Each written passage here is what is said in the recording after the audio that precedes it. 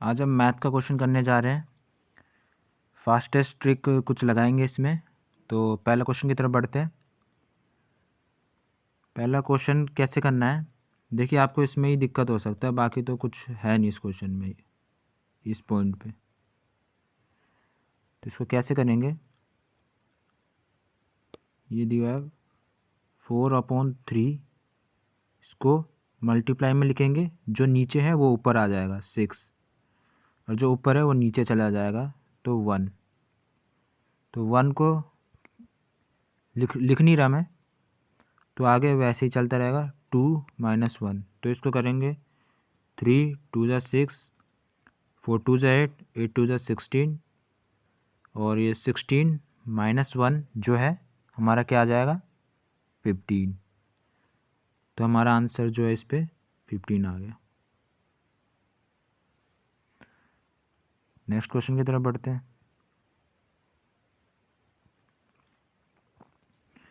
The two natural number are in the ratio of, दो natural number दिया है जिनका रेशियो ये है और इनका प्रोडक्ट करने पे जो है ये आ रहा है, मल्टीप्लाई करने पे ये आ रहा है। तो इन दोनों का सम फाइंड करना है। तो सबसे पहले हम ये चेक करेंगे, इन दोनों का सम अगर करेंगे तो 7 आ रहा है। तो मतलब जो है जो भी नंबर आएगा वो 7 का मल्टीप्लिकेशन होएगा। तो ये नहीं आ रहा, ये भी नहीं है, तो ये दो ऑप्शन में से एक होएगा।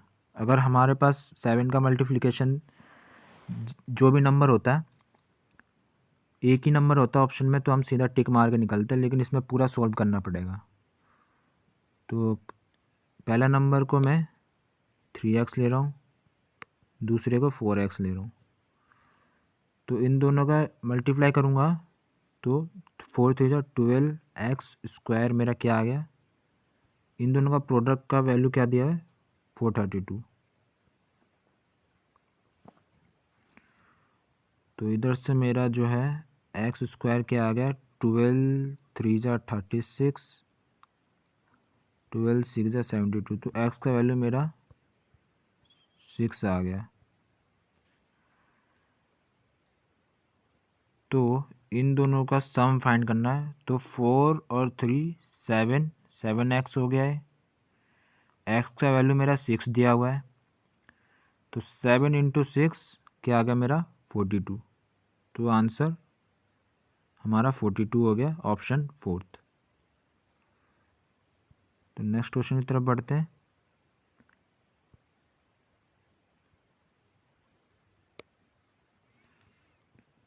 The radius of circle A is twice that of circle B and radius of circle B is twice that of C। तो हमें ये रेडियस दिया हुआ है A/B/C।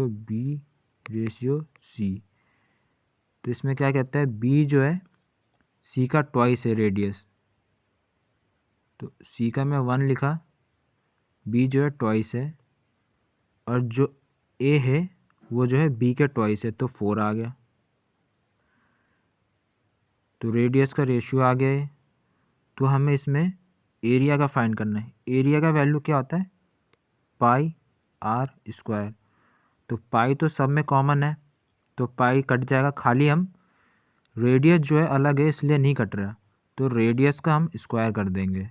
हमारे पास ये रेडियस था ऊपर, तो जब हम इसका स्क्वायर करेंगे तो क्या आएगा हमारा 16, रेशियो 2 का स्क्वायर 4, 1 का 1 ही रहेगा।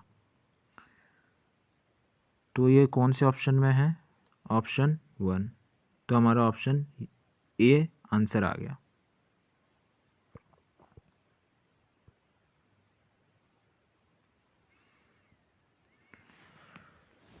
तो इस क्वेश्चन में क्या बोला गया है, there would be a loss if a toy is sold at इतने रुपीज़। तो हमें यहाँ पे 90% का वैल्यू दिया है, लॉस हो रहा है, तो 90% का वैल्यू हमें 10.80 दिया है। तो इसमें क्या बोला गया अब, at what price it should be sold.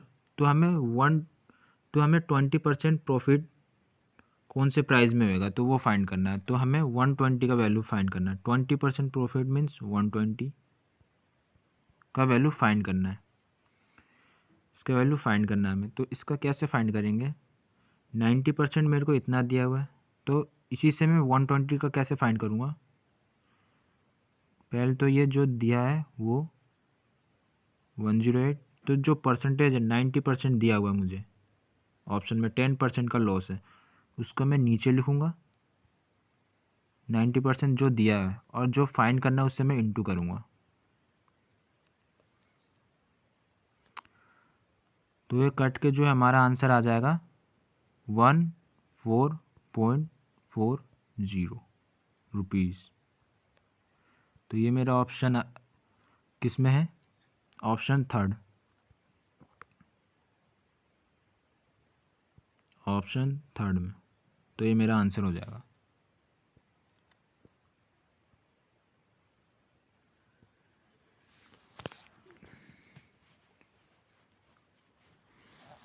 तो इसमें क्या बोला गया, एक बैग है जिसमें जो है पैसे मिला के 785 है, और इस पे से एक 2 रुपीज़ का नोट है, एक 5 रुपीज़ का है, और एक 10 रुपीज़ का है।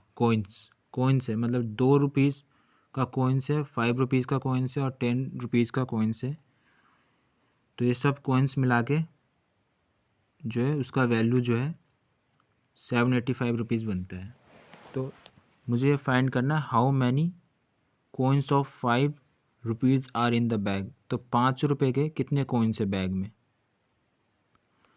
तो सिंपल सी बात है, जो भी आंसर आएगा वो 5 का मल्टीपल होगा। ऑप्शन में चेक करते हैं एक बार। तो ये 12 नहीं आएगा आंसर, और 24 भी नहीं आएगा, यानी 60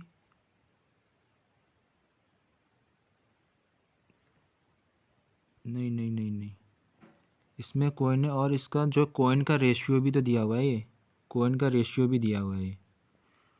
तो 6:9:10 ये कॉइन का रेशियो दिया हुआ है। तो अब क्या करेंगे, तो 9 का मल्टीपल ढूंढेंगे कि इस पर 5 रुपीज़ का कॉइन कितना है, वो फाइंड करने के लिए 9 का मल्टीपल ढूंढेंगे।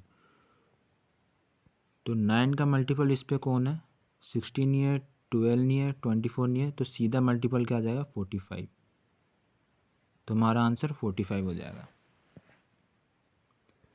नेक्स्ट क्वेश्चन की तरफ बढ़ते हैं। ए का इनकम जो है बी के इनकम का 40% है। बी का इनकम जो है अपने आप में 100% है। 100% का वैल्यू मुझे 40,000 दिया हुआ है, 40,000। तो ए का इनकम जो है बी के 40% से है। तो ए इनकम फाइंड करना मुझे, ए का इनकम तो 40% है बी का, तो 40% क्या हो जाएगा, ऐसे ये एज इट इज़ ऐसे आ जाएगा, और जो ये जिसका वैल्यू दिया हुआ है वो नीचे आ जाएगा। 100 इंटू, मुझे कौन सा वैल्यू फाइंड करना है, 40%। तो इस पे से साफ साफ दिख रहा है 4×4=16 होएगा, यानी ऑप्शन में जो 16 है वो आ जाएगा हमारा आंसर। तो ऑप्शन फर्स्ट में।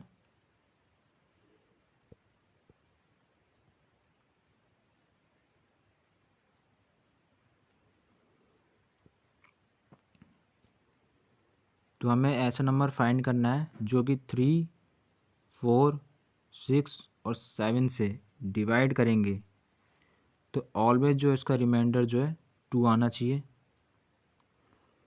और लास्ट में क्या बोला है, स्मॉलेस्ट नंबर फाइंड करना है इनमें से, स्मॉलेस्ट।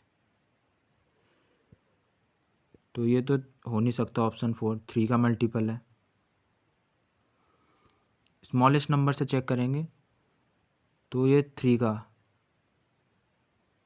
तो इसमें 3 से डिवाइड करोगे तो 2 रिमाइंडर आ रहा है, 4 से करेंगे तो भी 2 आ रहा है, 6 से करेंगे तो भी 2 आ रहा है, 7 से करेंगे तो भी 2 आ रहा है। तो हमारा ऑप्शन थर्ड हो जाएगा आंसर।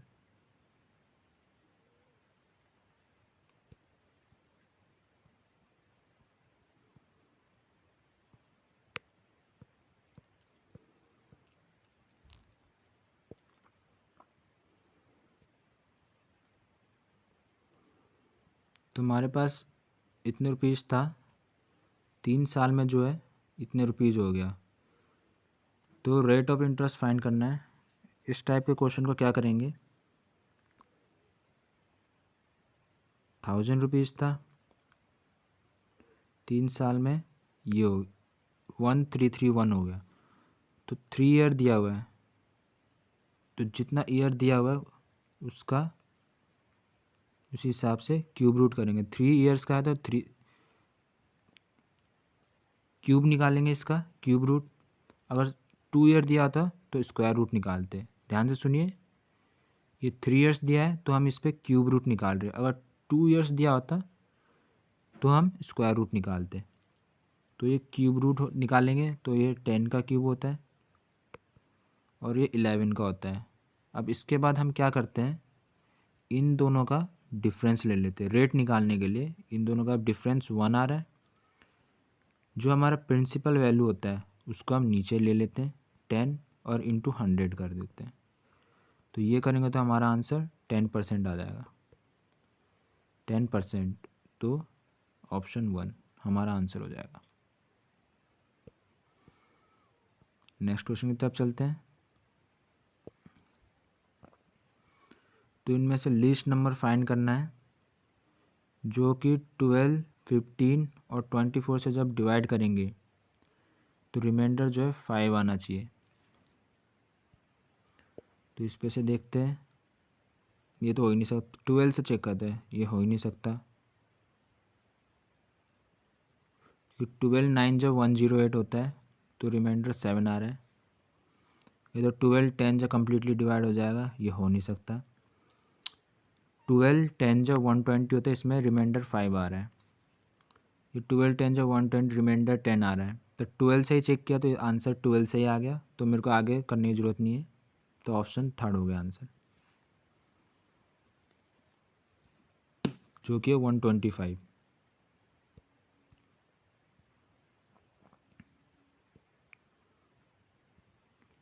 तो हमें percentage change in area of rectangular field में फाइंड करना है।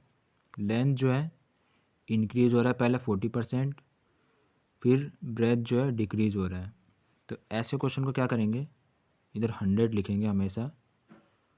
40% इंक्रीज़ होगा, ये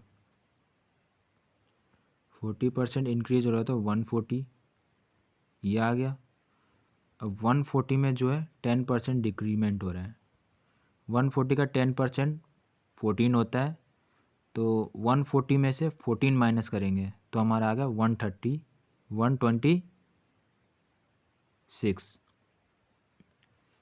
140 में से 14 माइनस करेंगे तो 126 आएगा।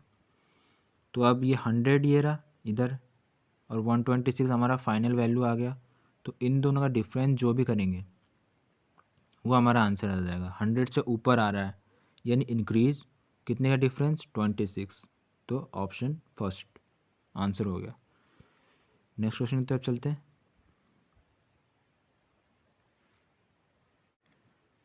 तो इस क्वेश्चन को कैसे करेंगे, द परचेज प्राइस ऑफ 2.5 दर्जन एप्पल का इतना दिया हुआ है। 2.5 दर्जन मेरा क्या हो जाएगा, 30 एप्पल्स का वैल्यू मेरे को 300 दिया हुआ है रुपीज़। तो 1 एप्पल का वैल्यू मेरे को क्या आ जाएगा, 10 रुपीज़। 1 एप्पल का वैल्यू मेरा 10 रुपीज़ आ जाएगा। ये परचेज किया गया है तो कॉस्ट प्राइस है। कॉस्ट प्राइस ऑफ 1 एप्पल जो है 10 रुपीज़ है। आगे selling price each Apple was sold for ₹15। तो selling price of each Apple मेरा क्या आ जाएगा, ₹15 है। तो मुझे यहाँ पे क्या फाइंड करना है,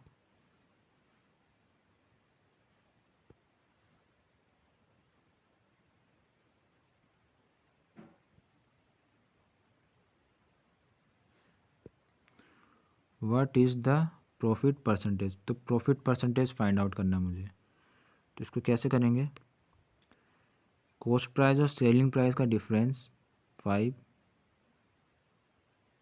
डिवाइड बाय, नीचे हमेशा कॉस्ट प्राइस, ये हमेशा कॉस्ट प्राइस आता है, इंटू 100। 10 से 10 कट गया, एक जीरो से एक जीरो कट गया, तो 5 10 जा 50% हमारा आंसर आ गया।